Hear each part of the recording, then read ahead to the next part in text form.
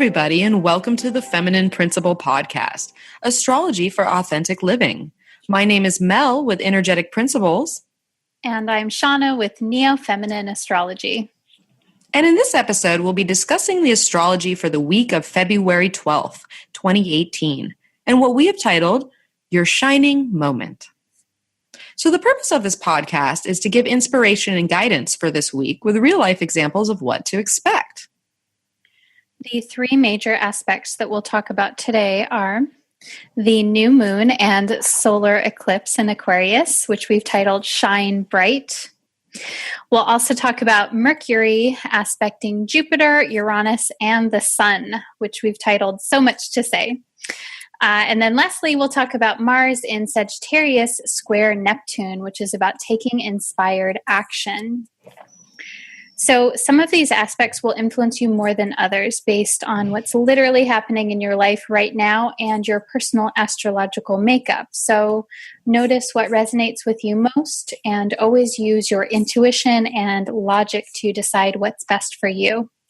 Yes, because you know you best. So let's kick off this week's episode with a quick rundown of the moon's path through the zodiac and some other minor aspects for all you astro geeks out there.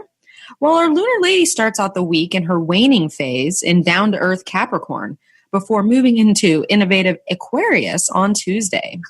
She then makes her way towards our new moon solar eclipse in Aquarius, which we, of course, are going to talk about in much more detail here shortly.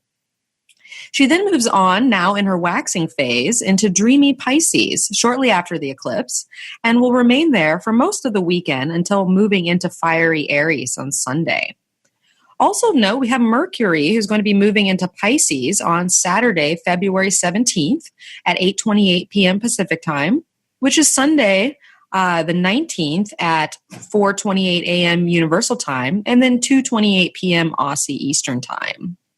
And we also have the sun who's moving into Pisces on Sunday, February 18th at 9:18 a.m. Pacific time, which is 5:18 p.m. Universal time, and then Monday, the 19th at 3:18 a.m. Aussie Eastern Standard Time. And another related note, in a different type of astrological system, is we have the Chinese New Year that's happening on Friday, February 16th. And so we're going to welcome in the Year of the Dog. So it happens every 12 years, right, Shawna? We have a new... We repeat the animal. So if you were born in 1946, 58, 70, 82, 94, 2006, if you're really young and listening to us, or if you just popped out today, the Year of the Dog. So that will be exciting, that fresh new energy coming in. So Shawna, share with us who we're featuring for this week's quotes. Yes. So this episode features quotes and inspiration from the American singer and songwriter Lady Gaga, because her unconventionality and provocative work make her a great symbol for this week. So we have a particularly Aquarian kind of week, and I felt like she was just really, really perfect because she is...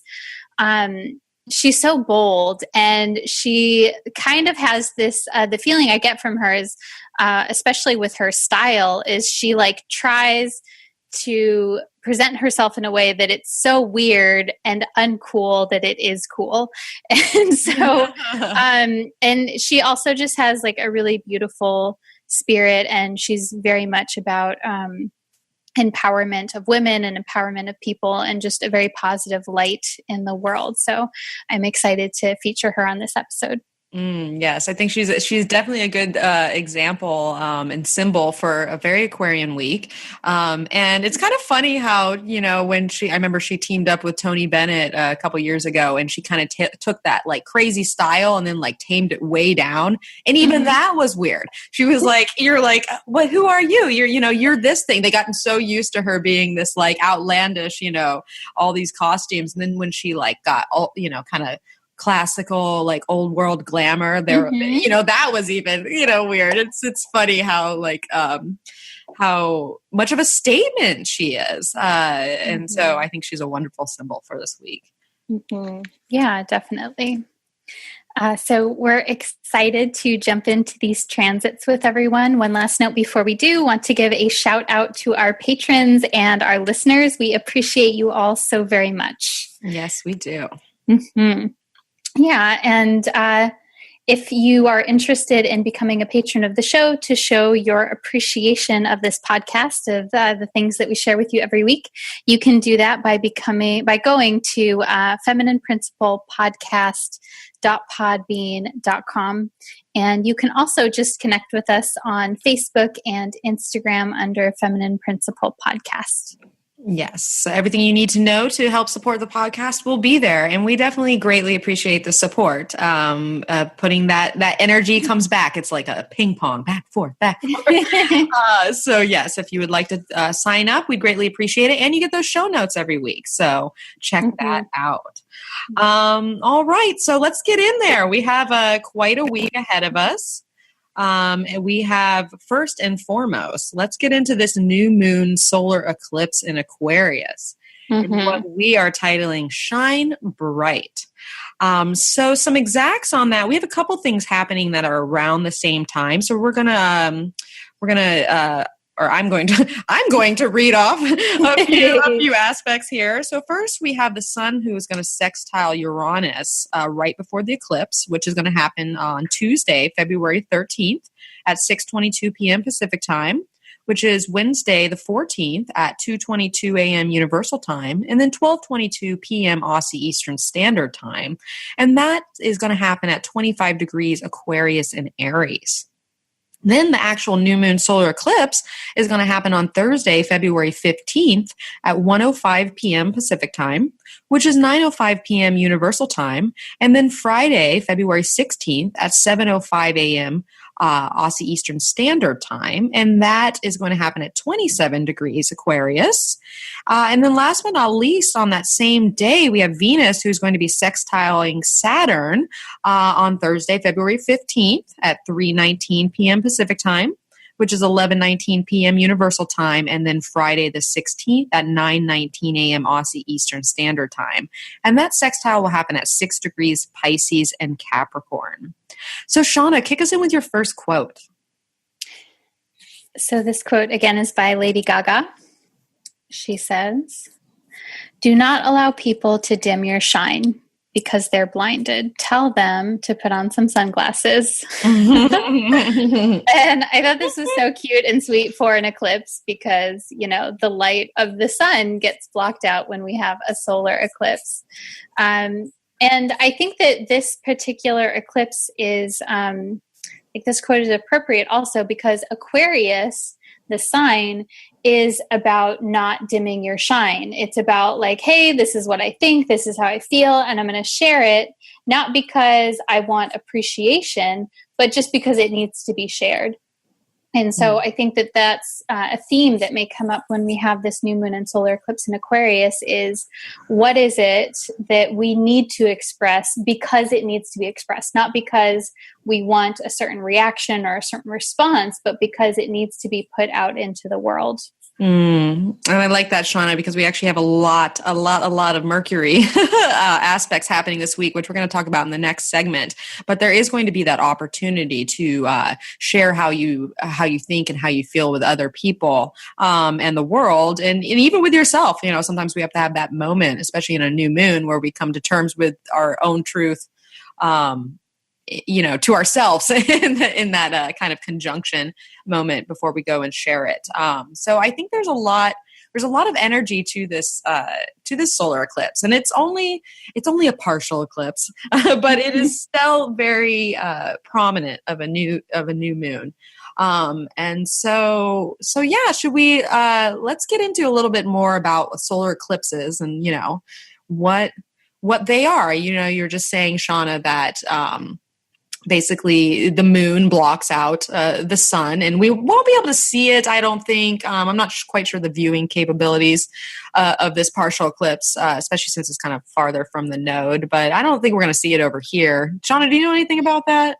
Yeah, so it'll be visible mostly in southern South America, including Argentina, Chile, Uruguay. And if you're down in Antarctica, it'll be visible down there. For all our listeners in Antarctica, keep a lookout. You never know. Yeah. So it's minimal visibility, but definitely mostly like the southern part of South America. You will see it there if you're down that way. Nice. Yeah. And it's, regardless if we see it or not, it's happening. And so that it will be affecting our lives in one way or the other. And I love that we have, because this pairs itself with our lunar eclipse that we had a couple weeks ago. And so I feel that there is, like a releasing that's coming with this solar eclipse, because this solar eclipse is happening on the South Node, which the South Node is a point of release. It's a point of dissension. I don't know if that's a word, but I'm making it up. I'm like, is that a word? And so I feel that there's a part of this solar eclipse that is really allowing ourselves to dissolve some of our ego and some of our identity, based on the changes or the emotional shifting that we did earlier on in that total lunar eclipse back in Leo a couple weeks ago. And so I think this is very exciting personally to like release some things and to now embrace some new attachments that we have and that we're considering in our lives. So Shawna, what do you think about this solar eclipse and, kind of the energy that it might bring? Mm-hmm. Yeah. So I see a solar eclipse as more of a quiet moment versus a lunar eclipse. Because a lunar eclipse, the one that we had in Leo a few weeks ago, that's basically a full moon. And so that's more of a time of culmination and celebration and outward kind of energy. In contrast, a solar eclipse is a new moon. And so it is that more quiet period, the period where something is gestated, where something is fertilized. And what's interesting with this particular eclipse is that it's also in the later degrees of Aquarius. It's at 27 degrees, so it's almost at the end of the sign. And it's with the South Node. South Node, it does make me think of things that are not growing. It is like, I want to echo what it is that you're saying, Mel, where it's like, the South Node is about internalizing. It's about going down. It's about going back. It's about reaching into the well of knowledge and experience that we've gained so far. And it's like, okay, what do we got in our toolbox, basically? And what do we want to do with that? What is it? I'm wondering, like, what is it that we want to use? Because this eclipse is in the sign of Aquarius, which is a more humanitarian kind of feel. And and we have a heavy Mercury influence. It's like, what do we have that we want to share? And I think that we may not know what that looks like right now, but it's kind of like the ideas are fermenting at this point. All the ideas, definitely. This will be an idea week. So keep a tally of that brain of yours and see what comes through, because it's not even just the Mercury. It's also the fact that we're having Uranus transits and that this solar eclipse is making a sextile to Uranus in Aries, which, the idea of the eclipse being on the South Node and maybe dissolving some things so that we can, move forward in our lives. And the fact that it's with Uranus there, it really speaks to me of a fresh start in some way, where, because Aquarius is just that too. It has this freshness to it. It has this innovation, this inventiveness. It has a need for, like you were saying earlier, Shawna, the need for truth and personal truth and getting the truth out there. And so we can kind of take this uplifting new fresh energy and implement this in our lives, because that full moon, total lunar eclipse in Leo, which probably was dramatic in some ways, whether it was on the outside that way or just a dramatic shift within us, we're now feeling it. We've made it through, that last quarter moon in Scorpio. We have been like slowly letting certain things fall away from our lives and repositioning ourselves for this moment so that we can grasp that opportunity of a new start. And like you said, Shawna, it's a new moon. It doesn't happen necessarily right away, although eclipses can be a little tricky because sometimes eclipse energy, if it's hitting in something specific on your chart, you could see something right away. But normally, new moons are, you got to ease into them a little bit. And so the changes that we're making now in our lives and the fresh starts that we are initiating, we will start to see, as the weeks go on and we hit our full moon in that. But it's really setting up certain lifelong changes that we are going to start to implement over the next, handful of months, I think. So Shawna, what do you think about Uranus being in the mix and just kind of this fresh quality to everything? Yeah, so I think that's important because it is so close. So Uranus is an aspect to this solar eclipse by just 2 degrees. And so Uranus is the planet that represents our individuality, innovation. It also often in transits symbolizes some type of surprise or something coming in, whether that's an idea or an actual event. And so Uranus is like that light bulb moment where you're like, oh, like I have an idea. Like something came to me while I was in the shower, that kind of thing. And so I'm wondering if I'm feeling like this solar eclipse is going to have that kind of feel. Like and it's already in the sign of Aquarius, which has common themes as Uranus of innovation and insight and things just kind of coming out of nowhere. And so I'm wondering if we may get a little surprise this week. I don't know. But I would say that it's definitely a good time to be noticing the ideas that we're having, the insights that we're having, and to be open to opportunities too. Like, I think because this is a sextile aspect between the eclipse, new moon, and Uranus, it means that like there's an opportunity there, but it's not something that we're going to be forced to take advantage of or forced to confront. It's more of like maybe there is support or help or like there's something, an idea that we can explore. We don't have to, but that there might be something really cool at the end of that tunnel if we do explore it. Yes, because that's the thing with Uranus is you never know what that end result might be. And so you got to kind of just go with the flow. It makes me think of our quote from last week with Tina Fey, just say yes and figure it out later kind of thing. Yeah, totally. Yeah. So we might still be doing some of that this week, because it's interesting. This energy is very prominent, even if it's not, so in the moment. It does carry on and sets a vibration that we continue to live through as we go forward. And so that Uranian vibration being part of it, and Mercury, who will also be sextile Uranus at the same time on the same day. Yeah, those innovative ideas, innovative ways of thinking, the need to free ourselves from certain situations or mindsets is going to be pretty prominent, I think, and in a way that's going to really help us in the long run. Because this is a fresh start of energy.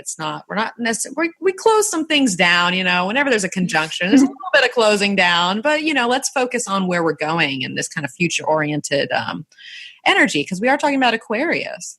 Yeah. And one thing, so I'm curious what you think about this, Mel. One thing I'm just noticing as we're talking too, to tie this particular eclipse back to the lunar eclipse that we had on January 31st. So that was at 11 degrees of Leo. And then now when we have this solar eclipse, we're also going to have Mars at 12 degrees of Sagittarius.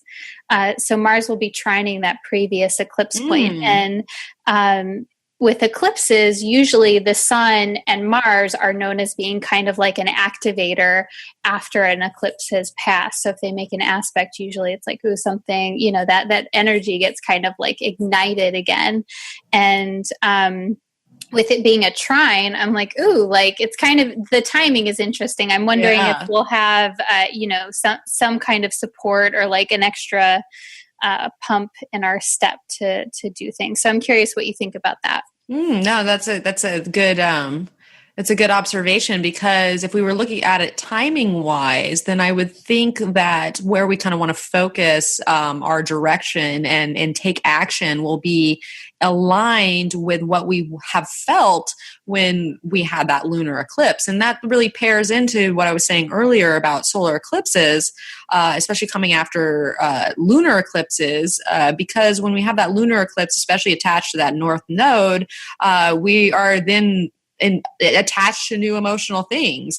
And so a lot of what we were pondering at the time of the eclipse can then lead to like external events happening by our own actions and our own motivations when the solar eclipse runs around. So to have Mars trining that same that point of the lunar eclipse really speaks a lot to being able to take action on those exact feelings and being able to start to direct the course of events in line with what we were feeling at the time, and where that's taken us, in the last couple weeks. Because I'm sure a lot of us has done a lot of shifting during this time, and so now we can kind of start to act on that shift a little bit more.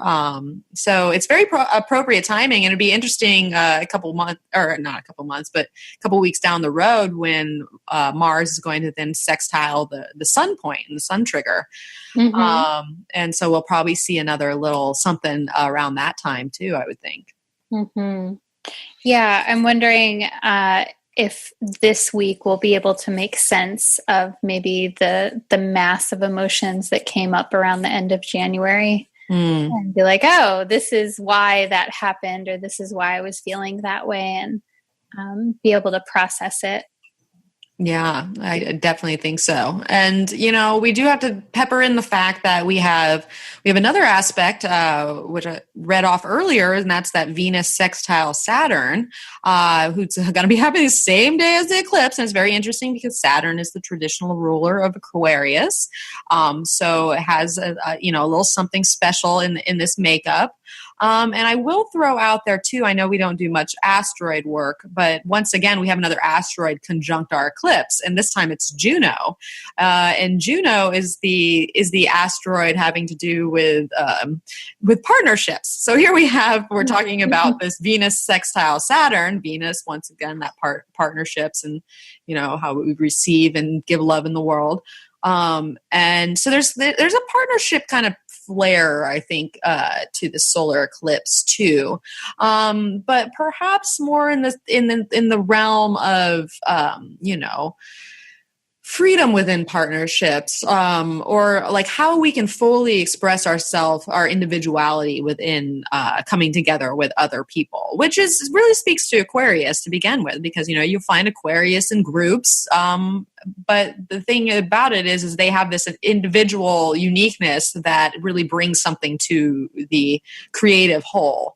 And so I think that there is going to be an element there's going to be an element where we're going to be looking for some freedom within our relationships, and not like we're like, I'm out of here or anything like that. It's more like, let's get our expectations down on the table, or this is what I would like to see, or this is what I want to express at this certain time. What's important to me, and what do I need in order to strengthen certain partnerships, but yet be my own individual within them as well. So I feel that there's a fresh start energy to this solar eclipse in general, but it also speaks to new paradigms being able to be developed within relationships as well. So Shawna, what do you think about Venus and Saturn in the mix? And I don't know if you want to comment on Juno, go ahead. But I found it very interesting how there seems to be a little bit of a relationship theme here.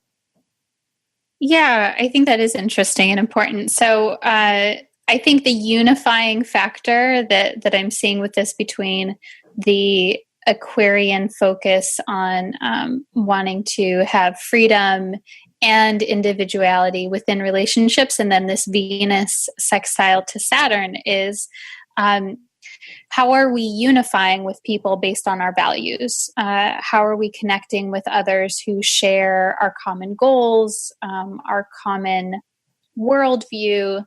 Are we connecting with people who are going to the same place that we're going to? or not. And I think that speaks to Aquarius, because Aquarius is like, yeah, like, who are my people? Who are my tribe? Who's going to go with me on this adventure that I'm going on? And then Venus and Saturn, Venus sextile Saturn, it is a more subtle aspect because it's a sextile. It is more about opportunity. But it's very much like, okay, romantic or platonic relationships of any kind, Venus meets Saturn, which is reality, which is, does this work? Does this work for me? Or do my relationships need to change in some way at a very practical level in order to work? And so yeah, I see like that is the unifying factor. I don't use Juno particularly, so it's not my area of expertise, so I will not comment on it, but I appreciate the fact that it also has a relationship kind of symbolism to it as well. So I think that's very interesting for this week. I know. Well, it's because it's interesting how both of our eclipses, this one and the lunar eclipse, both were conjunct, like exactly these asteroids. And I'm not a big asteroid person either, but I was like, if you're into asteroids, this is something. So definitely want to get that out there. And to speak to what you're saying about Venus sextile Saturn and that opportunity that we have to take, it kind of occurred to me, because we have Venus now who is in Pisces, and Venus is exalted there. She likes to be there. And there's definitely with all water signs, there's a merging quality. And so sometimes Venus can be very sacrificial in Pisces, or be very much like just merge into this other, human being. And there's no separation there. There's no boundaries or what have you. And so I find it very interesting, with a sextile to Saturn and Capricorn, which Saturn and Capricorn is all about the boundaries. How can we put a box around this?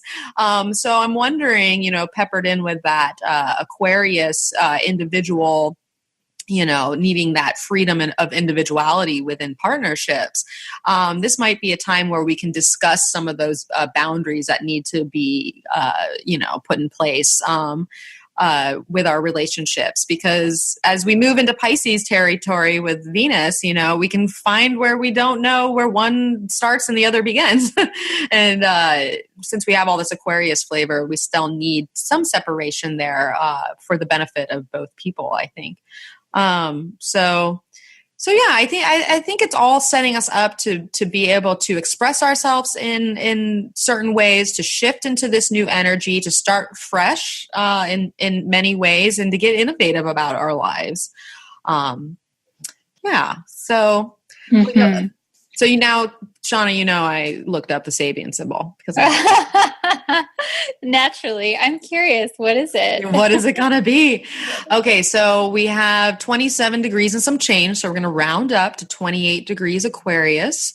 And the symbol is a tree felled and sawed. Oh. So a tree felled and sawed. And so the key word is immediacy. And the theme is doing what needs to be done, which I thought was interesting. And what Diana Roche says in her book, she kind of likens this symbol to speaking about foresight, preparation, and the ability to quickly grasp what needs to be done, which I thought was very interesting since we have Uranus in the mix and Aries, and sometimes that brings certain crisis in our lives. It doesn't have to be bad crisis. It can just be something reaches a peak boiling point of some sort, and it's like, no, I have to do something about this. And so she kind of talks to the effect of, sacrificing the lesser for the good of the greater. And the accent is on being practical, which really kind of spoke to that Venus-Saturn combo as well. So, Shawna, what do you think about this tree that's, going down basically and sawed up?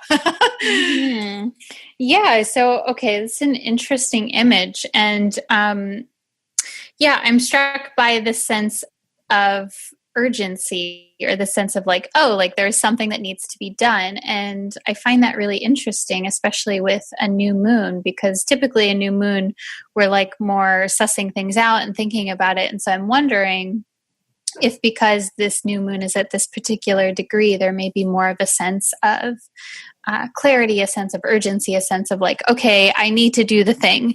And I think that is totally appropriate too, because this solar eclipse, it happens basically towards the very end of our eclipse season, because our eclipse season will end when the sun moves into Pisces, which is on this Sunday, the 18th.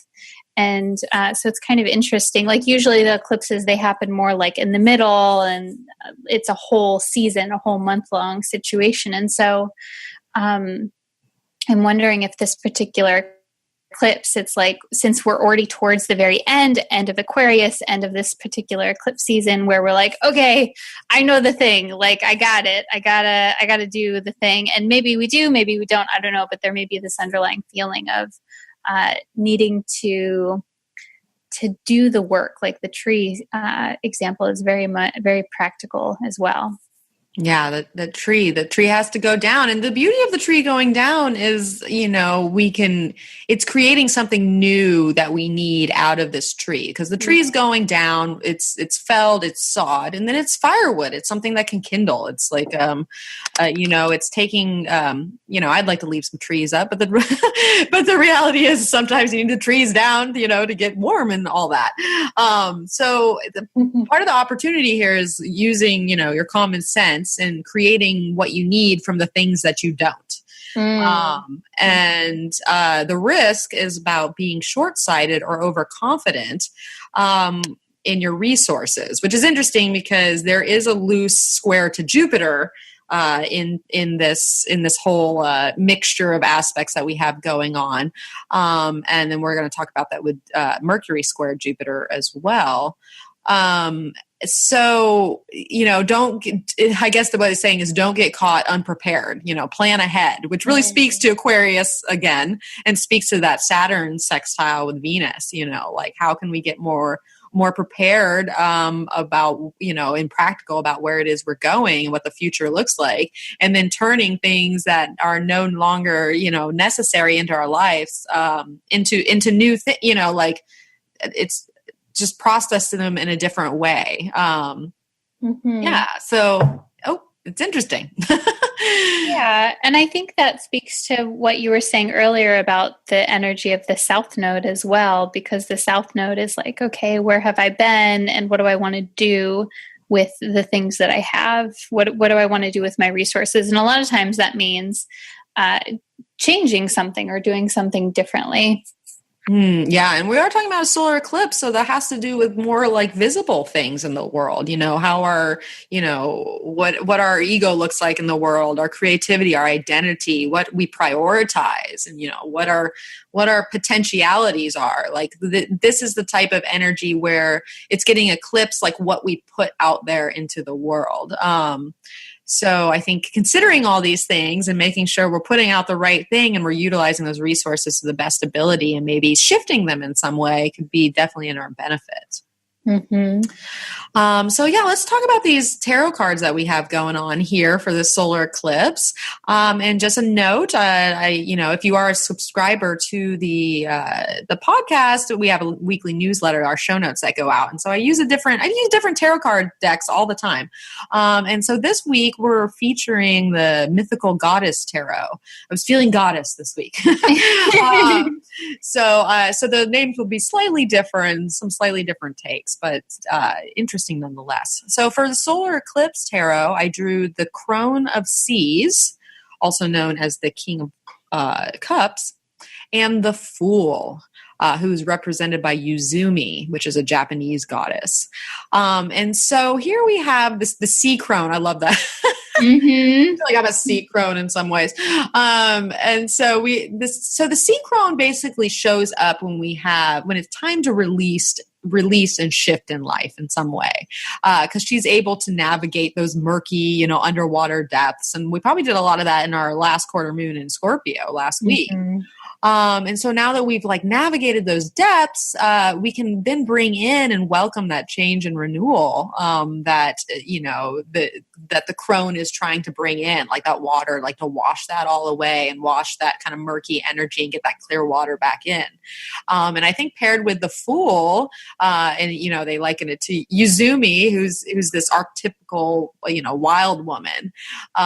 We have to trust in this process and this shift, and be more free in the way we express ourselves and expand ourselves in the world, which I think is very Aquarian and very much speaks to the Mercury aspects that we're about to talk about here too.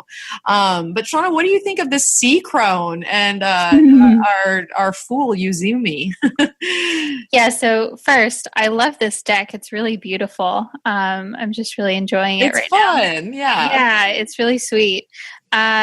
So what I find interesting is, number one, we basically have like the polarity of experience. We have the crone, which is the wise woman, and then we have the fool. And I don't know about much about Uzumi, so I'll speak more to the crone and the fool kind of energy of what I'm seeing here.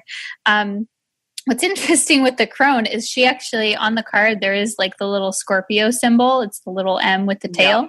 And I was like, oh, that's interesting.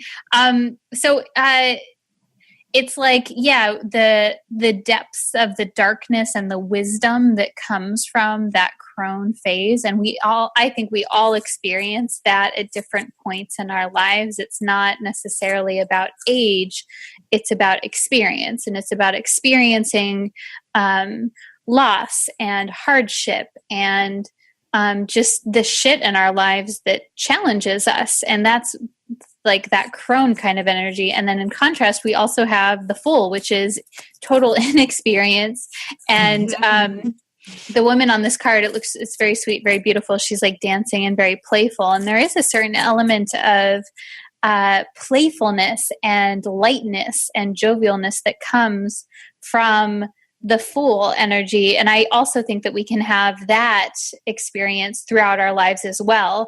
It doesn't necessarily mean that we're stupid or inexperienced or that we're ignorant, but there is a certain element of like having both of these in our lives. And so I think that's particularly appropriate for a new moon period, where a new moon is that conjunction, something is ending and something is beginning at the same time. And so I see these cards as an encouragement to embrace both pieces, to embrace the ending, to embrace the wisdom, and that like the darkness or the challenges that we've experienced, that those are valuable and that we get to take those experiences with us. That doesn't mean that we need to experience the pain over and over again, but that we get to take the little nuggets of wisdom. And then we can also carry forward with a sense of playfulness and optimism and lightness with the Fool energy as well. I like that. And especially, it makes sense that crone to, Fool type of energy it is. It's like that. It gets that darkness, that dark right before that conjunction. And then we're like, just poof, we start again.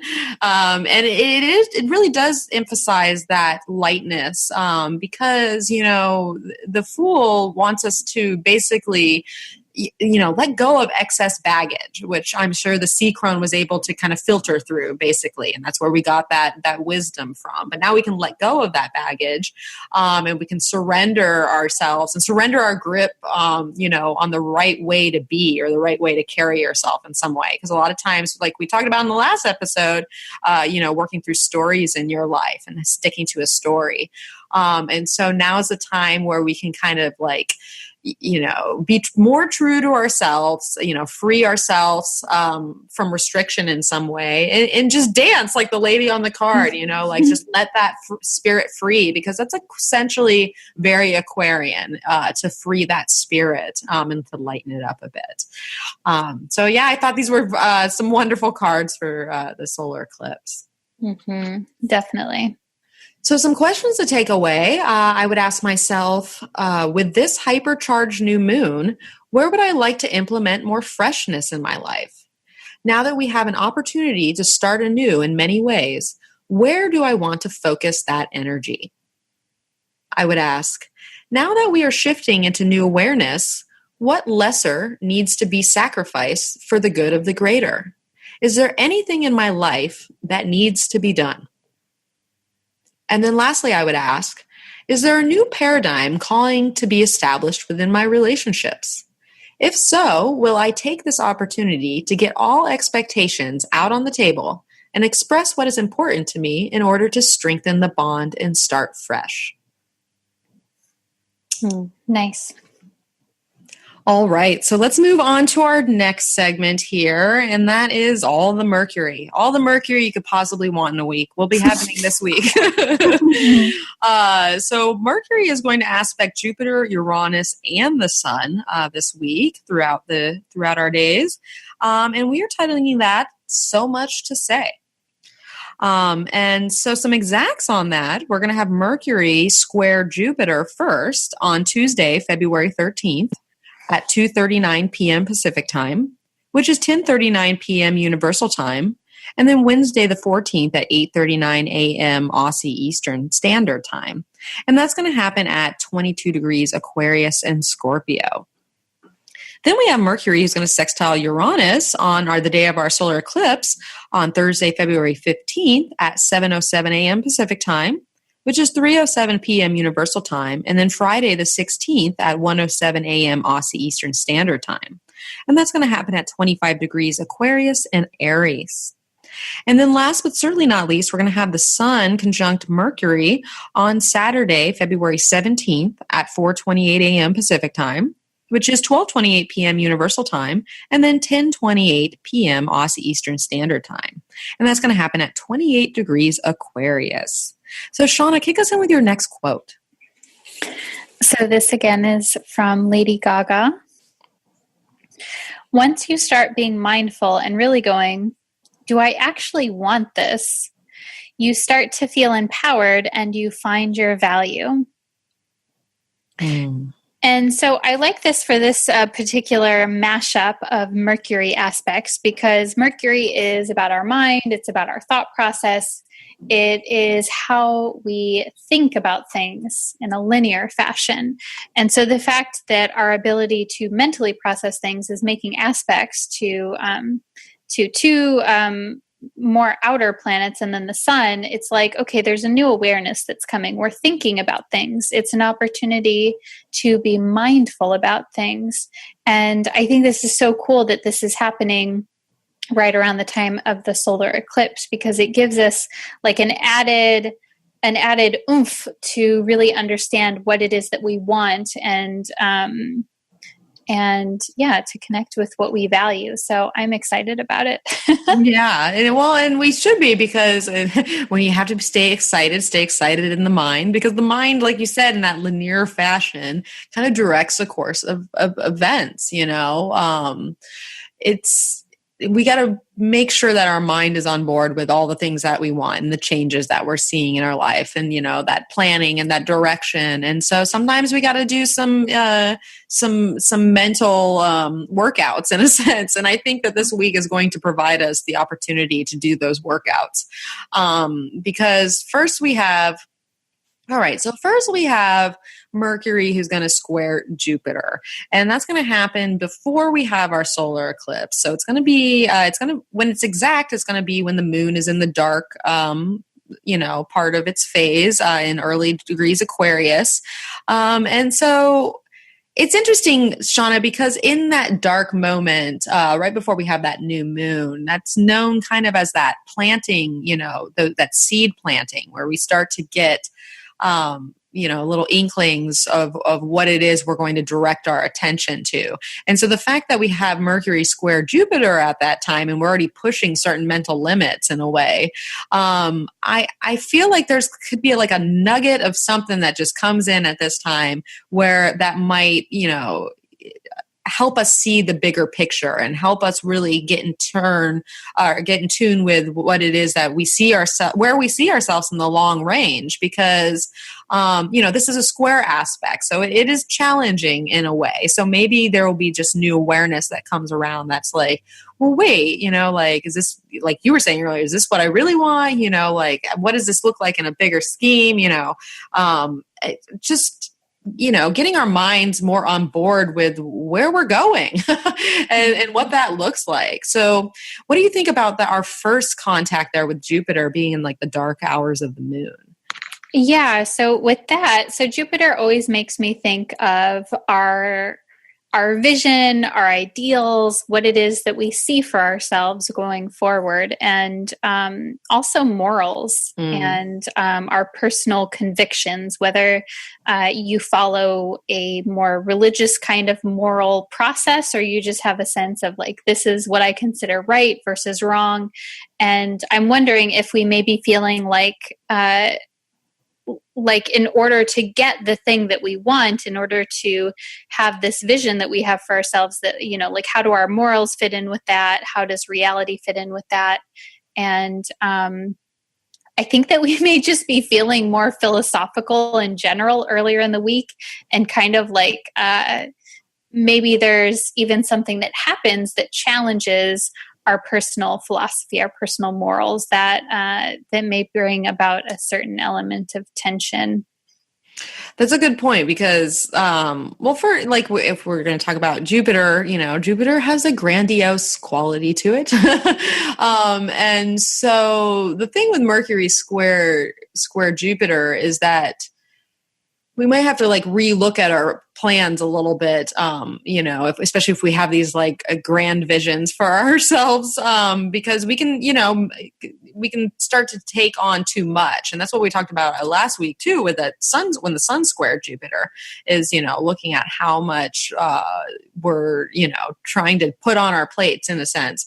And so even though this aspect has that ability for us to like, you know, start to set those long range goals and, you know, get a bigger picture idea of what's going on, we also have to watch out for certain, you know, mental overconfidence in a way of what it is we're trying to do, you know, because we do have Mars square Neptune, which we're going to talk about in our next segment here. And, you know, that type of energy is not always that realistic, you know. there could be a little there could be little details or, you know, certain things that we're overlooking right now. So I like what you say about that, Shawna, how certain information might come to light right now where we might have forgotten about something, or we need to incorporate that into the big picture, or maybe that isn't involved in our big picture in some way. And so, yeah, there might be a little back and forth about that, I think. Yeah, the term that keeps coming to mind is bursting your bubble. Yeah, that's well, and it's so interesting, Shawna, because that is happening at 22 degrees Aquarius and Scorpio, and in Wateki system, 22 degrees is the breakthrough step. So chances are we're going to be breaking down and breaking through mentally in some ways, and, you know, pushing ourselves into some new horizons. Mentally. And sometimes that's about cutting certain things away, you know, because we do have Jupiter in Scorpio, which we've noticed the theme of death with Jupiter being in Scorpio. And that's not a bad thing. You know, this is just what we're working through. And so, you know, certain ideas that we had might, you know, die at this time, and for the good. It reminds me of the tree being felled and sawed, where it's like, okay, we got to sacrifice this lesser for the good of this greater, you know, and maybe this idea isn't going to work anymore, or this plan or whatever. And so let's push off over in this direction instead. Because, you know, the fact that we have Mercury sextile Uranus and conjunct the sun, you know, we might have some new things that just come to light right now. We're be able to make decisions around some new information that comes in, and like releasing maybe old mindsets or old ways of viewing things. Yeah, I think that's a good point. I would say, especially earlier in the week, don't get hung up on if something feels like it's not working, or it doesn't quite click, or it feels like something is incongruent, because with Uranus, with Mercury making a sextile to Uranus, it's like, oh, there's more. But wait, there's more. There's more. Yeah, there's more ideas that will come, and opportunities. And so, yeah, I think there's no shortage of new information or new resources and that kind of thing, especially later in the week. I like that. I was just pairing your bursting the bubble with all the eggs in one basket. That's what just came to me. Separate those eggs. Some of those eggs might be bad. Yeah. So yeah, if you smell stinky egg, it's time to get rid of that and bring in some new things here. Because so basically we have Mercury who will sextile Uranus right before the eclipse, like same day, just like hours before. So it's in with the mix. And so once again, that's like really playing into this Uranian idea of freeing ourselves in some way and looking at things in a different, fashion, and how something outside of us might surprise us in some way, or will be spurred into an opportunity based on just some type of unexpected communication, or something you read just stands out, and then all of a sudden you're like, that's a brilliant idea. How do I, let me experiment with this new train of thought that my mind is starting to go down, because that's really what it's all about. Is once again, sextile is an opportunity to act and get in there. And so we can embrace those new ideas. We can embrace new trains of thought. We can embrace new technology. If we have something that we want to go to investigate that involves us stepping up our technological skills, or the tools that can help us reach these goals that we have, then this is really the time to kind of discover that, and study up on those things, or whatever comes to mind right now. But like it's really about going with the flow of things, especially when Uranus is around. And B, I think we really should be on the lookout for like new solutions to our life, because once again, fresh start, and that Jupiter energy in Scorpio. How can we, get a new idea of, new, just be open, because who knows, you might just get something that just pops right in and it's just what you were looking for. Mm-hmm. Yeah, I think there's no shortage of creative solutions that can be, and we'll talk about this more in a second when we talk about Mars and Neptune squaring. But I think definitely this week there's no shortage of creative solutions that we can come up with when we let ourselves just chill out a little bit, and it's okay to not have all the answers in this exact moment. Yeah, if anything, it's the start of those things, because we were saying, it's the new moon. Mm-hmm. It could take a second to get going here. It could take an Aries moon to get us there. That's what I was thinking. I was like, we have Aquarius moon. We're going to get through this Pisces moon, and then later on in the week, in the beginning of next week, we'll have that Aries moon that might help us, start to really, get these ideas and these actions that we want to take into motion. But I was like, Pisces moon doesn't happen in here. No. Nothing happening. Take a nap. Take a nap. But that's the thing, is that we can take that time to be, dive into those new ideas, and then get creative and imaginative about them, and just feel them out first before taking action. Mm-hmm. So, so then we have the square to Jupiter right before the eclipse. We have the sextile to Uranus right at the eclipse. And then we have on Saturday, which is around the same time as Mars square Neptune, we're going to have Mercury and the Sun conjunct at that point. And it's interesting, Shawna, because it's like, I think that we're going to get really clear in a lot of ways mentally about, where we're headed, what our current purpose looks like, and just really that Aquarian vibe of the future. And so I think our mind is going to be on board to make certain decisions, or at least be able to really, really start to make that decisive type of energy to our plans. So what do you think about the Sun and Mercury coming together, and especially later on in the week, Mars Neptune time? I mean, we'll get that later, but it's interesting. Yeah. So I don't want to, I want to keep it clean. I don't want to go into Mars Neptune too much at this point, but I do think, yes, I think the progression of the week as I'm looking at this is, it's almost like there's a little bit of unrest and a little bit of tension earlier in the week. And then over the weekend, we're like, I got it. It's clear. We have the answers that we need, or we have the insight that we need. At the same time, because Mars square Neptune typically denotes where our physical energy is kind of on the lower end. We may know what it is that we need to do, but we may not necessarily have the physical energy to do it.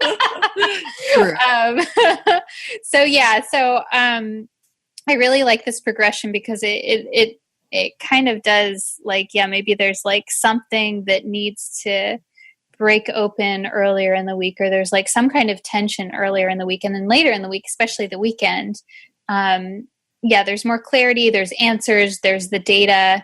And what I would say about that too is that the more that we can do the legwork earlier in the week, like, especially because Mercury square Jupiter earlier in the week is a great time for like doing research and trying to, like, Jupiter in Scorpio is definitely good for like research, getting answers, digging deep into things. So I think the more that we can be reflective or investigate things earlier in the week, the more that we'll have the clarity that we want over the weekend. I like that. Like it can be like a chain of investigation to then, new awareness kind of coming in and new just ideas just popping up. And then the ability to make that decision based on, those things that came prior. So the sun, it's always interesting with the sun conjunct Mercury, because it's also a time. It's interesting because when it's hovering around the sun, it's what's known as combust. And when it's combust, it like maybe doesn't quite see all the factors, that's the thing, is it really plays to that Mars square Neptune, which we're going to talk about here too. So we're going to have to maybe check some things over and over again and get some facts and take our time, because we might not see fully clearly what it is yet. But the beauty of the conjunction, and especially Mercury with Sun, is that there is what's known as the Cazimi point. And so when it gets Cazimi, it means that the Sun and Mercury are right on top of each other. And it's only like something like 14 minutes of time, or, not actual minutes, but degree minutes. And so in that moment, it's incredibly powerful. So it goes from this kind of combust energy where you can't quite see clearly, and it's like the sun is overpowering, the mental faculty. So they're just together and they are working. And that's why it's so such a great time to make decisions in that moment in space, because it's like this little window that we get to like the sun goes from like overpowering it to being like, oh, this is it, Yeah, like the eye of the storm, right? Exactly. I love that. Perfect. So yeah, Cazimi is the eye of the storm, and so we're going to get that eye probably on Saturday. So it's interesting to see how this is all going to play out, especially when you have so many aspects in one week. Like sometimes we can talk about, only a few aspects of the week, but this is jam-packed, right, Shawna? This week has... Yes, it's an aspect party. It's an aspect party, and that's the beauty of it, is you get to see the way it transgresses, and you can, it starts to paint its own picture, and it's a beautiful thing. So let's talk about the tarot cards associated with this. Whoa, got a little bit of a horn going on there. Okay. So like, yes, tarot. Yeah, like tarot. Okay. So once again, this is the mythical goddess tarot. And so we have, I drew the Great Void as the focus, which is also known as judgment. And then sacred law as the grounding, which is also known as justice. So another very powerful and interesting pair. And I love this because what they talk about in that tarot book is about the Great Void and Aditi, who is a Hindu goddess, and she's known as the mother of all gods and goddesses, and she's known as the Great Womb. And I loved that because there is, the womb and that void holds everything, it holds all the potentialities, all the ideas that we can have, and so there's that void there. And so I love how they were saying that it likens to, the void basically comes up when we're about to go into great transition. That space just opens up, and all those potentialities and possibilities are there. And so before we, transition into a new realm of experience, we basically have this void from which to choose from. And so it really speaks to that, fertile seeds and, new perspective and, accessing fresh ideas, which is what we've been talking about this whole time. And paired with that sacred law, or crow woman, they use a crow woman, Native American figure. She talks about honoring your boundaries and trusting the creative void of a deity, which was hilarious. I'm like, okay, this is just lining all up. And so we can kind of shift our circumstances and align ourselves with the truth of who we are, because once again, we're in Aquarius, and we have to keep in mind that all these transitions we're making and all these changes and all this just new fresh stuff has to be aligned with the truth of who we are for it to be a full benefit. So Shawna, what do you think about the great void and judgment and our justice sacred law combo? Yeah, so I really like these together, and the great void seems to echo a similar theme as the previous card, the crone woman, because the void is, it's about like that feeling of nothingness, but at the same time, the void is not nothingness. It's like you're saying, Mel, it's the point before creation. It's the point where everything goes to before there is new life and new growth. And this combination, it really reminds me that like when we experience a challenge or a low point, that's what I think of when I think of the void. It's like going into this sense of that eye of the storm, this sense of stillness, or this sense of where there is nothing. At that point is when nothing else really matters. And then from that point is where we can have a greater sense of freedom, because everything comes into context. And I love the crow woman too, because the crow reminds me of wisdom, but also like this playful, mischievous kind of energy too, which also reminds me of the Fool card, which we just talked about. So I think, there's this encouragement to go into the void, this encouragement to go into a place of not knowing, and that not knowing is actually like when we actually let it be okay, and we let things be a little messy, and we let things become unclear, like that's when we can actually find the answers, when we can find that wisdom from the crow that we're looking for. I like that, Shawna, and especially with what we're just talking about with combust and Kazemi, because that's it. It's like you have to dance around that area until you get that clarity, and it's kind of perfect. It's kind of perfect, I have to say. So we're gonna be in that void, and anything is possible there. But the thing is, and that's the beauty of it, is anything's possible in the void. However, it's going to take that that sacred law and that crow woman to decipher what in that void is the truth of who we are and what our nature is. And so we're going to be picking through all these potentialities, but we have to align with what is the truth of us. And I think that's when that Kazemi moment comes in, and it's like, whoop, ding. Love it. All right. So some questions to take away with all this Mercury action. I would ask myself, now that we are mentally able to see a grander view, what is the big picture vision I see for myself? What long-range goals would I like to set to push myself into the next stage of development? I would ask, if new and innovative ideas come my way this week, will I give them a chance to see the light of day? Can I go with the flow to embrace what could possibly be the solution I am looking for? And then lastly, I would ask, with many possibilities being born this week, will I take the time to ferret through each idea to make sure it's right for me before making a decision? Is it possible that I overlooked a fact or a detail that might need double checking? Nice.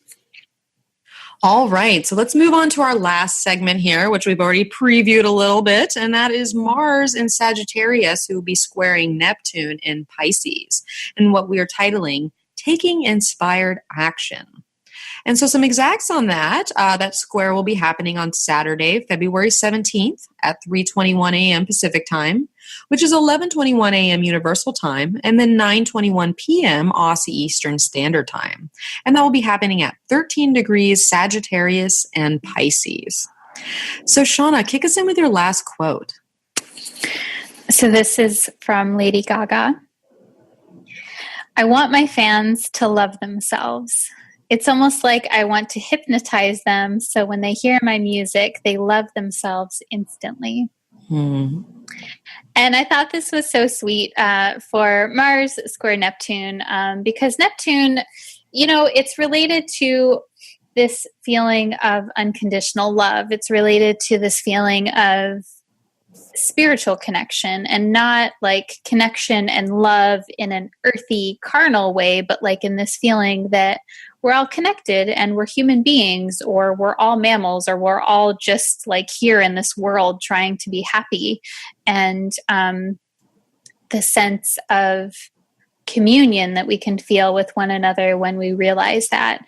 And then Mars, there is this, Mars is our action element. It's about like going forward and taking action and doing things. And in the sign, Mars in the sign of Sagittarius, there's this like inspiring feeling. And so, so I like the other thing is Mars and Neptune. Neptune also dissolves things. So Mars and Neptune combinations typically symbolize where we're feeling inspired, but like physically the energy is not necessarily there at the same time. And so so I'm thinking that we may feel this certain level of like connection and appreciation of our fellow human being, but at the same time maybe we just want to chill the fuck out a little bit too. Yeah, that is quite possible with I know whenever Neptune rolls in, I swear it's just like all my energy is just like flat. It just and the thing with Mars square Neptune is, Mars is our slowest moving personal planet. It has it's like 2.5 days for 1 degree type of thing. And so we've even though it's exact on Saturday, we've felt this brewing, all week, and possibly in last week, at the end of last week, we started to feel this energy. Or rather the lack of energy here and there. But yeah, it is all pushing us towards, on the high side to get in line, get our actions in line with what it is that we believe and what this, higher vision of ourselves and how we integrate ourselves with others, and pushing our action forward to, reflect this more connectedness that we want to that we want to exhibit within, to feel that way within ourselves, but also to connect with others and connect to what's around us. Because it's Sagittarius and Pisces. So both are, Sagittarius has that outgoing energy that is, like very philosophical. We were talking about that earlier, how there could be a philosophical bent to this week where we're kind of working out what it is we value and what our beliefs really are, and like if what we're pushing towards is really in line with those things. And that's the thing with a square, is that's when that energy can come out, where we start to re-envision or like reprocess, like, wait, do these things go together? They might not, I might have to shift and do a little just, it has like this. With squares, it kind of has a turning point energy to it. I mean, it's a square. It literally has a point, and then it goes 90 degree angle, goes the next direction. And so there's a little bit of a developmental pressure that happens there. And so I think we are going to be taking a look at these things of, what our personal philosophy is. How do we understand our life? How adventurous are we with going after what it is that we would like to see? Because that's the thing with Mars in Sagittarius as well. It's like we need to, foster that optimism and that enthusiasm to push forward. And with Pisces, Pisces has that imaginative, artistic, creative bent, spiritual self to it. But at the same time, it can be, a little confusing or a little escape tendencies or, just not, doesn't have that same like oomph that Sagittarius could have. So I think maybe those two are going to be meeting in the middle some way. Mm-hmm. Yeah. And the other interesting piece of this is that we also have Venus and the moon right close to Neptune in the sign of Pisces when this happens. And so yeah. I'm feeling like the fantasy and creative elements and maybe even illusionary elements of Pisces and Neptune are going to win out on this one. Yes, I agree. Definitely. So, it could manifest in a variety of different ways. I think this entire week, and especially over the weekend, I would focus my energy more on projects that are creative, enjoying my time. I wouldn't overschedule myself. I would, go see, literally go see a movie or take a nap or do something relaxing. And yeah, I would take advantage of that, because the other side of this is also, getting overly invested in fantasy or being disillusioned by things, or seeing things as better than they actually are. And so those are things to watch out for as well.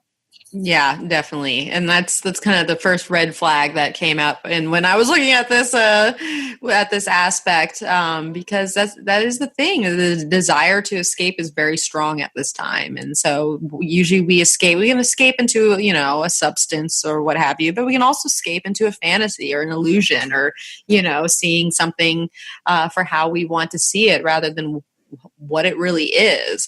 And so that's something to take in mind while this energy is happening. And the thing with Neptune too is it can also bring in some sort of doubt or inadequacy about what it is that we're trying to do, especially when we had kind of an empowering solar eclipse, and all that Mercury action, and then we have this, which is like kind of challenging our own, confidence in the matter. So we may feel a little doubt. We may feel a little confused around the actions that we're taking. And we may have to reconsider certain things at this time, reconsider certain options rather than taking action. And maybe the taking action is the non-action that we were just talking about, of having that rest in a sense. Where maybe we can go in and meditate on, what it is that we're being inspired by right now, since we have that Pisces moon going, and we're more, sensitive and in line with, the energies of the universe at this time. So maybe it would be a great moment to go inside, meditate a little bit, reconsider some of the options that we have, look into their how realistic they might be. And also if they are realistic and you've been thinking about this a long time and you just have some doubt coming in, or you're getting confused of how to approach it, in that Jupiterian and Piscean style, have faith in the situation, and don't, avoid caving in to certain, with what it is you're trying to do, because that's the thing with this aspect is you might just be like, oh, I can't do it anyways, or I don't know how to do it, or this, I'm not good enough to do it. And then you're like, oh, I'm just not going to do it at all. Mm-hmm. So just be aware of that, because, it's just a moment of doubt kind of thing. Mm-hmm. Yeah, I think that's a good point. It reminds me, Stephen Forrest talks about the sign of Pisces, and the sign of Pisces, and particularly Neptune as well. He talks about Neptune as being the planet of hype. And he's like, hype in that Neptune can symbolize where we're like, oh my gosh, this is amazing, when really maybe it's not, maybe it's not that amazing, or hype in the fear of oh my gosh, this is never going to work, or it's, terrible, either side of the spectrum of hype. And one of the recommendations he gives is don't get sucked into the hype of things. And so I think that's good to remember as well, whether it's, up high or up down low, like know that there's a certain amount of temperance that's good to have during this time to balance ourselves out. I really like that too, especially with Mercury squaring Jupiter earlier in the week. That is a great point. And one to definitely take, find yourself in the middle. Don't go to the either side, tread in the middle. So, and like I said earlier, I really feel like maybe we do a little soul searching time. We take some time, meditate on a little bit, work through anything. And then when that Aries moon rolls around, we're going to be ready to get out there. And so, yeah, we don't have to push ourselves at this particular time.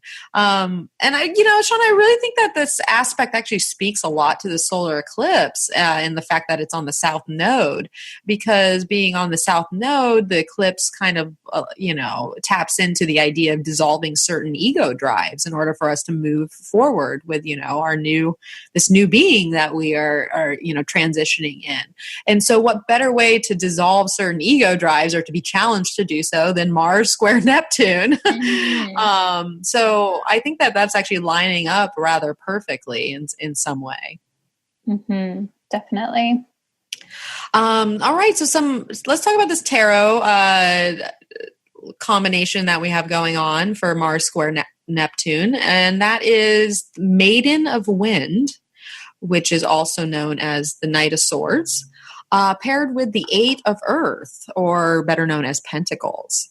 And so I thought this was very interesting, Shawna, especially since we're talking about clarity and how the Maiden of Wind is named just that, clarity, in especially with the Eight of Earth there, about nurturing clarity, in our lives, because that maiden has a keen eye, and it has that kind of laser focused, attention where she's able to, cut through any kind of distractions, or if there's any mental haze, which is very Neptunian, as we're talking about. Because keep in mind, at the time we're having Mars square Neptune, we're also having the Sun conjunct Mercury. And so there's this weird, half of it's foggy and the half of it is incredibly clear. And so we just have to look out for that moment to when we are able to cut through that illusion and make the right decisions in order to achieve what it is we're going for here. And the Eight of Earth is just that, is nurturing our earthly creations. And, we need that clarity of intent, basically, in order to be diligent enough to attend to what it is that we want to nurture and grow in life. And so, Shawna, what do you think about the Maiden of Wind and the Eight of Earth, and how clarity is kind of peeping its way into something that might not be so clear? Yeah, well, so what I really like about the Maiden card is the image is of this Native American woman who is riding a huge eagle. She's got a bow and arrow, and she's looking at her target.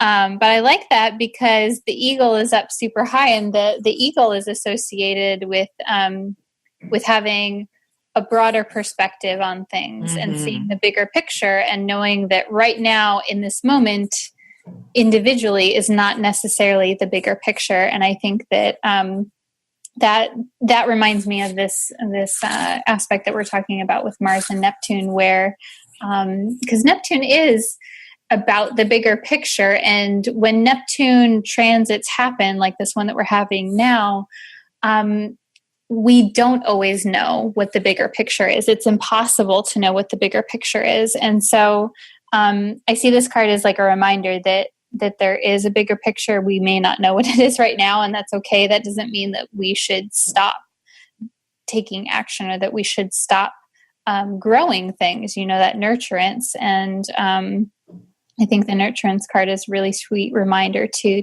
continue to do the work, to continue to take the steps that we need in order to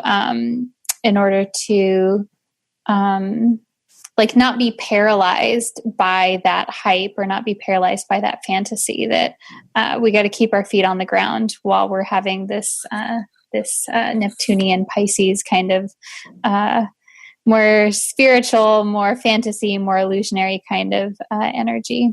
I like that, Shawna, especially that, keep your feet on the ground, because if we have that maiden who's riding the riding the hawk or the bird of prey, and then we have that eight of earth, which is like tending to the earth. Those are two completely different, types of approaches, hovering above it all versus getting down to the nitty gritty and like staying diligent to what we're doing.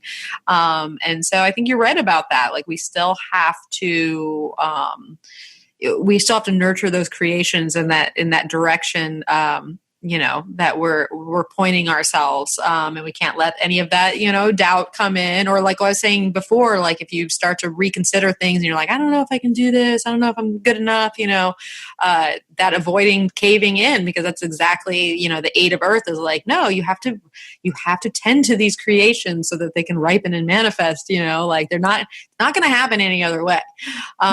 So I really like that. And especially with the maiden, it's like, okay, so where are you focusing your mental arrow right now, and what intention are you trying to hit? And so that's where we're basically getting that clarity. And wherever that intention is that you're trying to hit, you have to nurture whatever it takes to help to achieve that intention, basically. Definitely. All right. So some questions to take away from Mars squaring Neptune. I would ask myself, where am I being inspired into action? If a feeling of doubt or inadequacy creeps into my awareness, will I take the time to check in with myself to make sure I'm on the right track? If the course is set, can I summon up a little faith rather than caving in? I would ask, with the desire to escape being especially strong this weekend, will I give myself the rest I need if it so calls to me? Can I allow myself a little downtime with the promise that I'll start again when energies are up? Nice. And then lastly, I would ask, if distractions or mental haze are permeating my being, will I go within and meditate a bit in order to see as clearly as possible before making any big decisions? Does my mental arrow truly line up with my focused intention?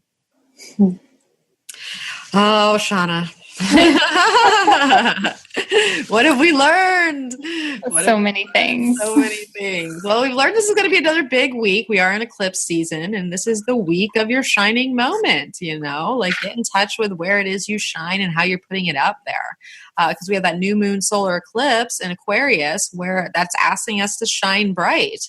And within that, we're going to be, that Uranus energy, we're going to be looking at fresh starts in some way. And with that Venus-Saturn energy, we're going to look to strengthen bonds and relationships and to get all that out there on the table.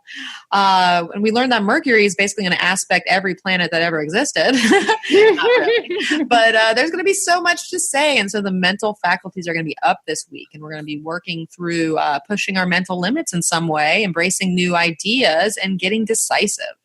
And then lastly, we have Mars square Neptune about taking inspired action, or maybe a little inaction might be just the action you need because it is going to probably be a little less energy.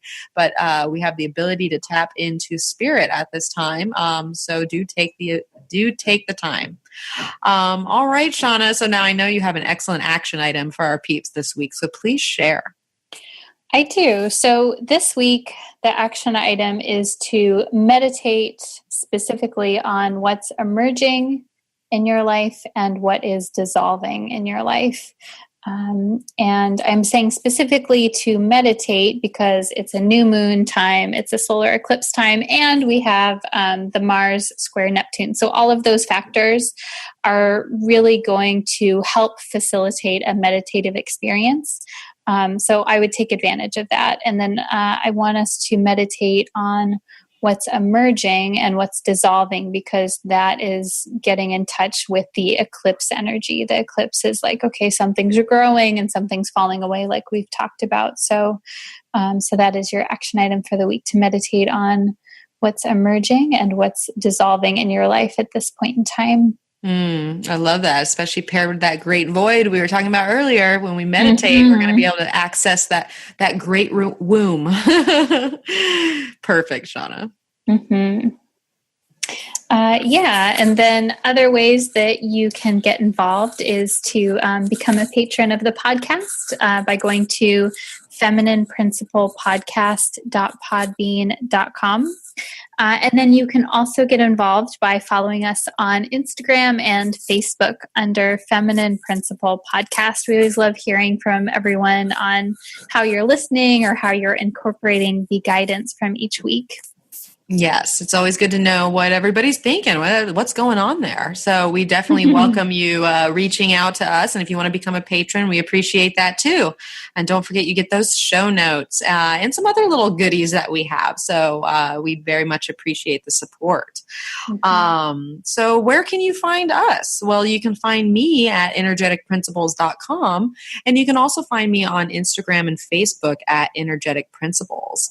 And I don't necessarily have anything special going on right now, but I do offer readings and other such things, and have little ticker tapes that go on my IG every day to give some quick daily astro advice. And so there's all different types of ways you can connect with me if you'd like to reach out. Mm-hmm. And Mel, you do readings that are specifically combining astrology and tarot, right? You do personal readings. Yes, like that, right? I have developed a new service called Tarot Meets Astro, where I do just that. It's a combination of a tarot spread meets your current your chart, your natal chart, but also the current transits and progressions that are going on. So we just kind of focus on what's the most important thing at this time. And it's funny how those two disciplines work so well together, at least for me. They seem to really speak to me. So it's a lot of fun to do. And I've noticed that people really enjoy it. Nice. Awesome. So. All right, Shawna. So where can they find you? What do you got going? Yeah. What do I got going on? So you can find me on Instagram, Facebook, and YouTube under Neo Feminine Astrology. And things that I have going on right now, I am doing for my local peeps in San Diego, I'm doing a new moon meditation circle at Gather Encinitas. That's on Sunday, February 18th at 7 p.m. And that will be super fun. I'm really excited to do that. And then I also have, for non-local peeps who are interested in meditation, I have my meditation membership that I've just created, where you get a guided meditation for every single week based on the astrology of the week. And it's like a super quick, fun, easy, like 10, 15-minute guided meditation. So those are both available. You can find out more info on my Instagram or Facebook. This will be a perfect week to get in there and meditate. We're just talking about that with the action item, that solar eclipse. So perfect. All right. Well, Shawna, any last words for our listeners this eclipse week? Yeah, sending lots of love and asking that if you enjoy this podcast, if you enjoy the things that we share, definitely leave us a 5-star rating and review on iTunes or on Facebook, because that helps us to reach more people. And, if you're like, oh my gosh, Sean, I can't do that, just tell a friend about us. That helps as well. We love getting the word out, and we love it when you share us with other people. Yes, because sharing is caring. So thank you for getting the word out there, and thank you for all that have rated us the 5 stars. I know we got a new one last week, and we're very grateful for it. So, all right. Well, it's this will be another very interesting week as we are shifting through eclipse season. So I'm wishing everyone lots of love as well, and get shifting. So we thank you so much for tuning in, and until next time, may the stars be with you. Namaste.